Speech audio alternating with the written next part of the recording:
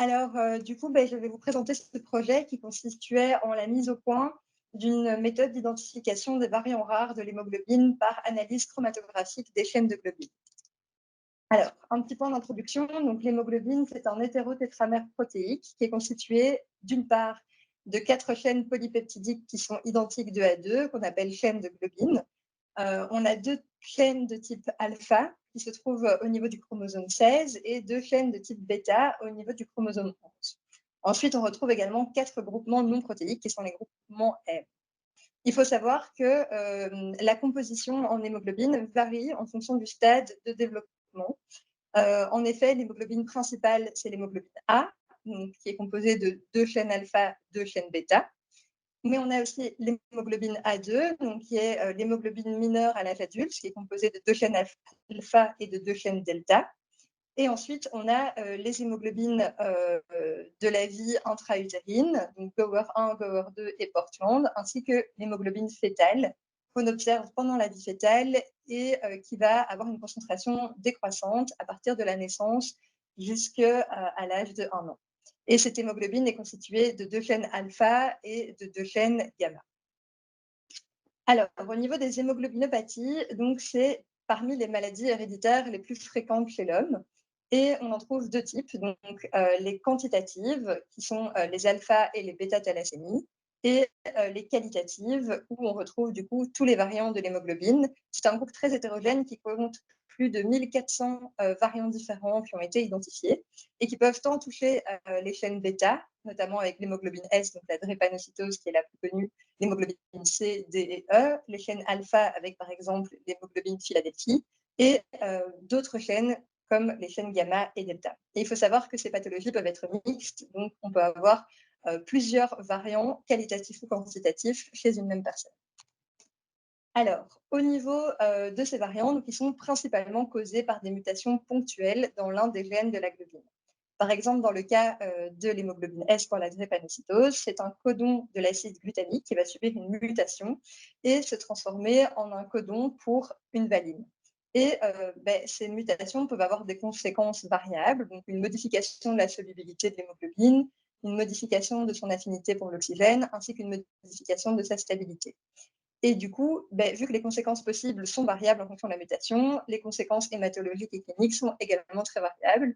Elles peuvent être totalement non pathologiques ou justement avoir des présentations très sévères.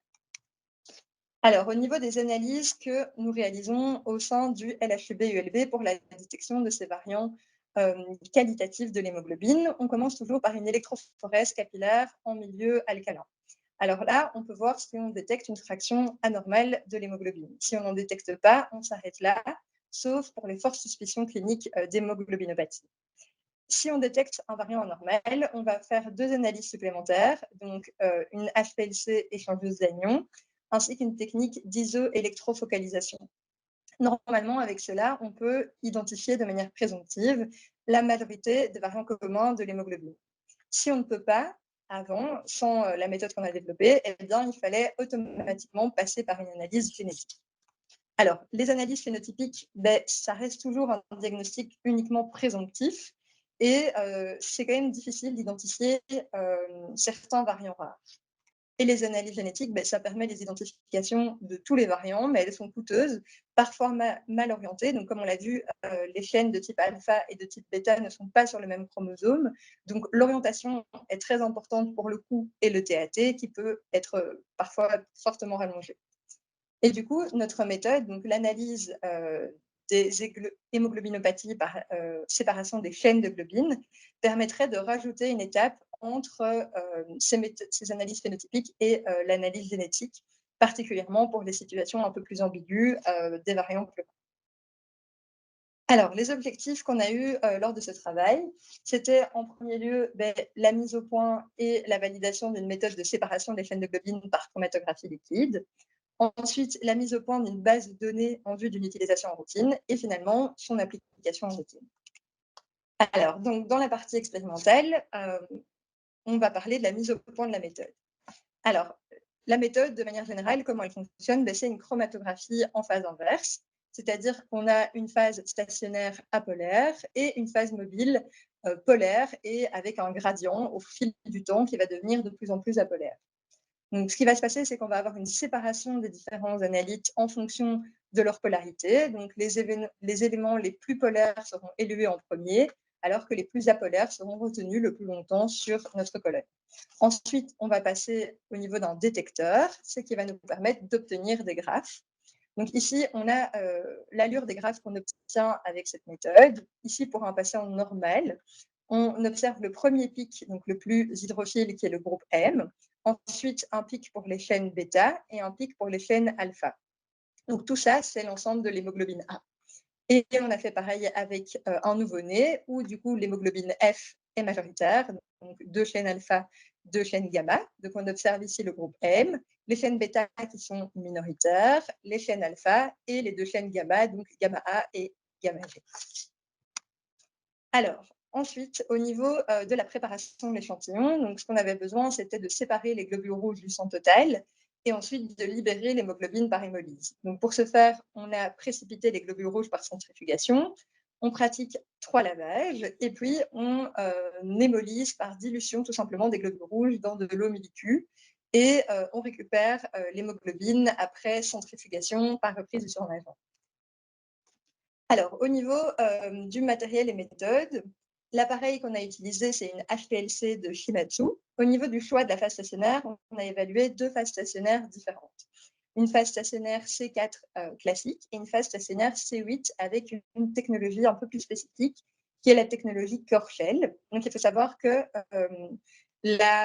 l'efficacité d'une séparation chromatographique sera d'autant plus importante que les particules de la phase stationnaire sont petites. Sauf que quand on va dans des tailles trop petites, eh ben, on perd en fait en efficacité parce qu'on a le phénomène des multi-chemins, ce qui va faire une contre-pression trop importante dans la colonne. Et du coup, cette technologie Korshell, ça permet, à l'aide de molécules semi-poreuses, d'avoir l'efficacité de petites particules sans avoir les inconvénients du phénomène de multi-chemin. Et on a également évalué 2 phases mobiles différentes. Donc une phase mobile numéro 1 composée d'acétonitrile, de méthanol et de NaCl 0,9%, et une phase mobile 2 composée du coup d'eau millicue, d'acétonitrile et d'acide trifluoroacétique. Alors, au niveau du détecteur, on a également évalué 2 détecteurs différents, donc un détecteur par fluorescence et un détecteur UV qu'on a analysé à 2 longueurs d'onde différentes qu'on a retrouvées dans la littérature, 220 nanomètres et 280 nanomètres. Alors maintenant, on va passer à l'interprétation des résultats. Donc, on a commencé notre évaluation sur notre colonne C4. La méthode de détection est la première chose qu'on a voulu mettre au point. Et du coup, ici, on a comparé une méthode de détection fluorescence en bleu à une méthode de détection UV en noir.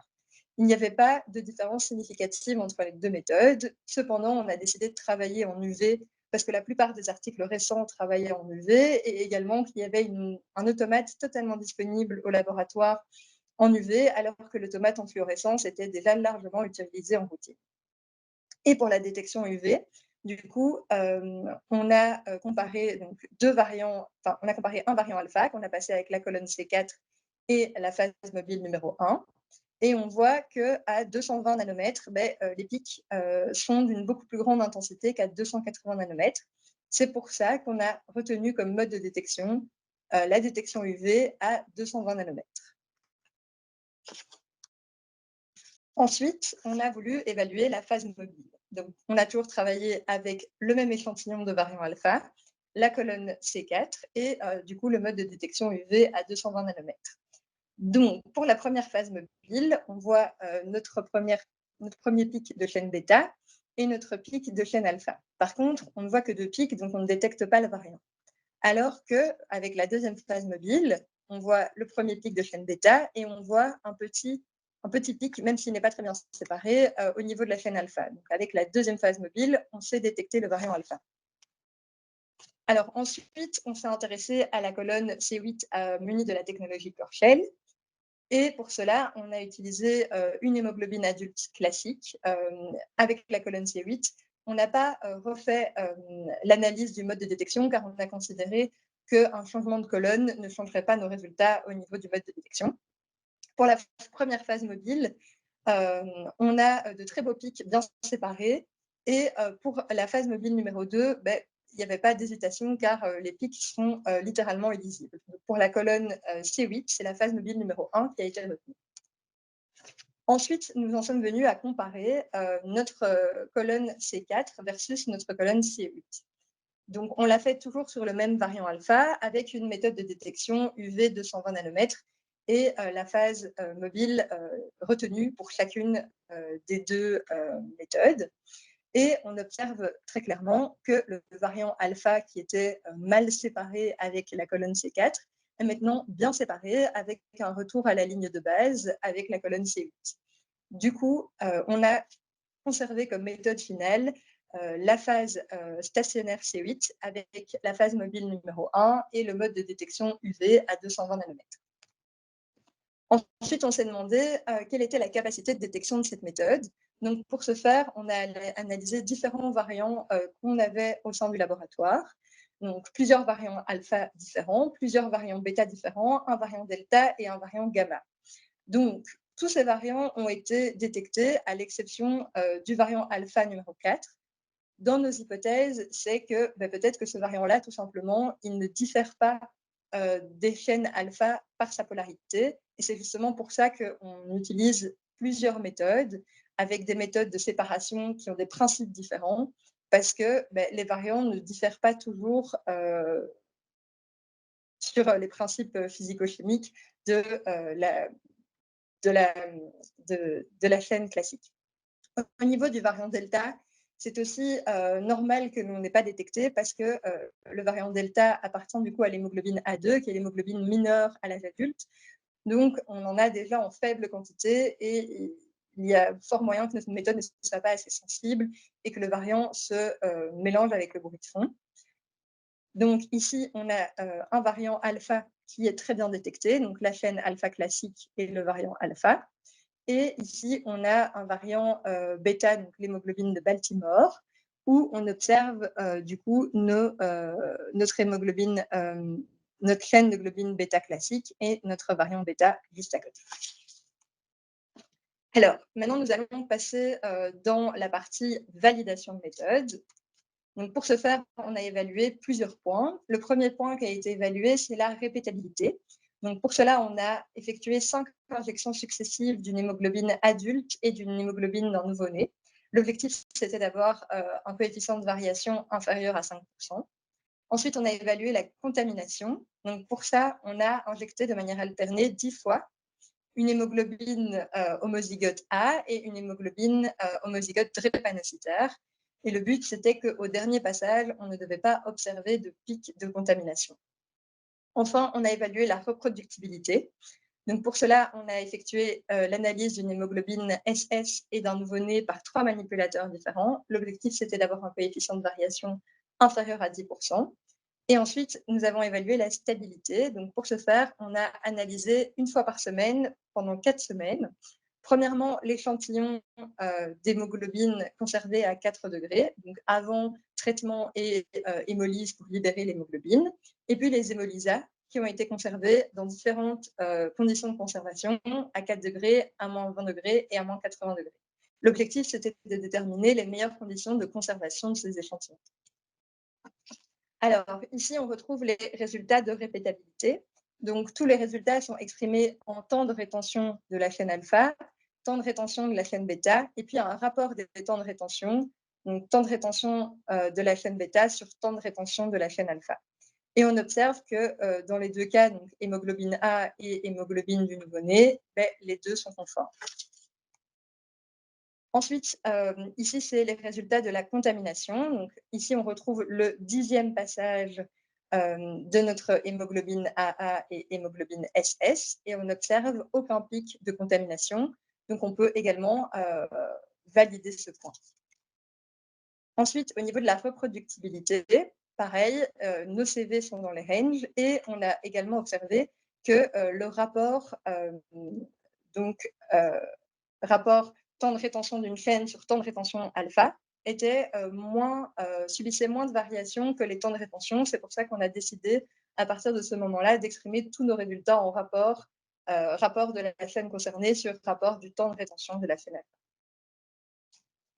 Au niveau de la stabilité, du coup, on a observé qu'après 4 semaines de conservation, tous nos pics sortaient sur la même résolution, sans pic de dégradation. La seule petite différence qu'on a pu observer, c'est un léger élargissement au niveau de la base du pic. Et pareil, on n'a pas observé de différence notable vis-à-vis des hémolysats, peu importe leurs conditions de conservation. Ce qu'on peut en déduire, c'est que la conservation, peu importe que ce soit l'échantillon de sang total ou l'hémolysa, est stable durant un mois. Donc, en résumé, cette pratique de validation nous a permis de conclure à différents points. Donc, au niveau de la répétabilité, c'est qu'en plus d'identifier la nature de la chaîne mutée, donc qu'elle soit alpha, bêta, gamma, cette répétabilité et variabilité interopérateur qui est bonne nous permet une possible identification du variant grâce à son rapport RT. Ensuite, l'absence de contamination. Donc, vu qu'on a évalué pour 10 échantillons, on a décidé dans nos modes opératoires d'insérer un blanc tous les 10 échantillons. Et enfin, les échantillons sont stables durant un mois. Et ça, c'était vraiment important vu que ça concerne un petit nombre d'échantillons pour qu'on puisse regrouper les analyses en routine. Ensuite, comme on l'a dit, on aurait un intérêt d'orienter le type d'hémoglobinopathie en fonction du rapport R sur T. Donc pour cela, il était nécessaire de développer une base de données. Du coup, durant la durée de mon stage, on a récupéré tous les variants disponibles et on les a mis dans la base de données. Et on observe du coup ici les variants les plus hydrophiles jusqu'aux variants les plus hydrophobes. Et on observe que oui, il y a certains variants qui se recouvrent, mais vu que ce n'est pas une méthode qui est faite pour exister de manière solitaire, mais vraiment en complément avec 3 autres méthodes, ça ne pose pas de souci parce que c'est peu probable que les zones de recouvrement soient les mêmes pour les 4 méthodes différentes. Ensuite, nous allons parler de la mise en routine. Alors, cette méthode a été mise en routine à partir de juin 2021. Durant ce laps de temps, 24 analyses ont été réalisées, 3 sont en attente de réalisation, et c'est une analyse qui est réalisée une fois par mois au sein du laboratoire. Alors, nous allons commencer avec un premier exemple dans lequel cette méthode nous a permis de tirer des conclusions qu'on n'avait pas avec les 2 autres méthodes. Donc, l'électrophorèse capillaire met en évidence un pic X à hauteur de 40%. Ensuite, on a au niveau de l'HPLC ce pic qui sort dans la fenêtre C, mais on se pose la question, est-ce que c'est vraiment un variant bêta? On ne sait pas. Alors, ensuite, avec notre méthode HPLC des chaînes de globine, donc on observe toujours le premier pic qui est l'EM, ici les chaînes alpha, et on peut raisonnablement conclure que ce pic-là est du coup un variant bêta. Et ensuite, l'analyse a été envoyée en génétique et on a trouvé une hémoglobine N qui est quand même un variant rare de la chaîne bêta. Alors, pour le deuxième exemple, c'est un échantillon d'un nouveau-né qui a été analysé. Donc, on a l'hémoglobine fétale, une hémoglobine A et une hémoglobine non identifiée à hauteur de 28% avec l'électrophorèse capillaire. Avec la méthode par HPLC, on ne détecte pas de variant. Donc, la question qu'on peut se poser, c'est est-ce qu'on est en présence d'un variant bêta ou d'un variant gamma?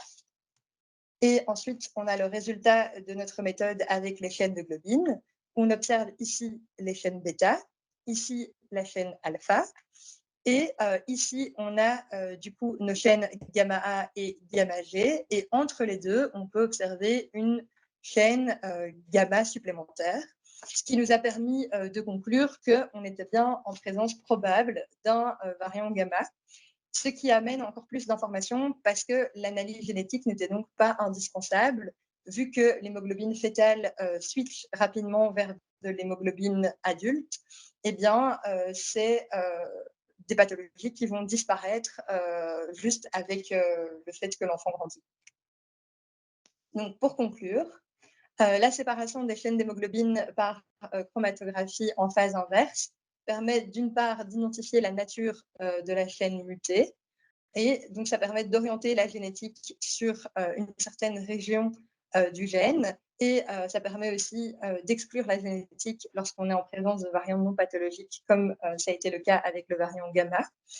Et ensuite, la chaîne mutée a un certain rapport R sur T. Et avec cette base de données qui va être enrichie au fur et à mesure des années, ça nous donnera peut-être une présomption d'un certain variant en particulier. Alors, quelles sont les démarches encore à faire vis-à-vis de ce projet? Eh bien, évidemment, agrandir la base de données. Donc, toutes les analyses confirmées par génétique qui ne sont pas encore dans notre base de données doivent être incorporées pour qu'on ait une base de données de plus en plus grande.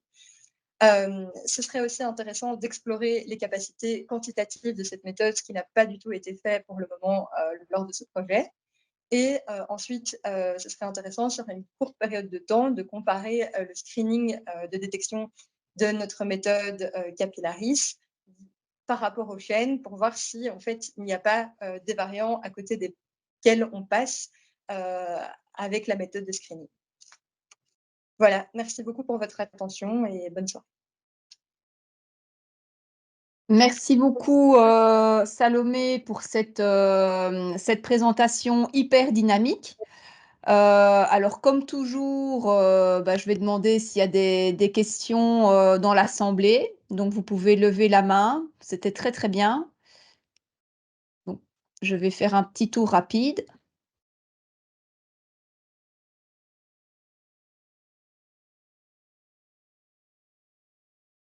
Est-ce qu'il y a des questions dans l'assemblée? Non? Moi, je vais peut-être t'en poser une petite. Vu que c'est une technique séparative, comment tu fais en routine pour vérifier ton efficience de séparation? Donc, la question est de savoir comment est-ce que tu contrôles que ta méthode fonctionne bien. Quel est le contrôle que tu utilises? Une hémoglobine normale et un variant alpha-bêta pour contrôler, ou comment tu fais pour contrôler ta méthode avant de passer des échantillons patients? Je n'étais pas là pendant la mise en routine, donc je ne sais pas ce qu'ils font là actuellement, mais pendant que nous, on développait la méthode, ce qu'on faisait en général, c'est qu'on avait du coup le variant alpha qui était quand même assez proche et on vérifiait que ça passait bien. Et puis on avait l'hémoglobine adulte qu'on associait toujours à une hémoglobine nouveau-née pour avoir toujours ce pic d'hémoglobine fétale avec aussi les chaînes gamma pour vérifier que tout soit bien au bon endroit. Ok, ok, ça va, merci. Ok, pas de questions dans l'assemblée?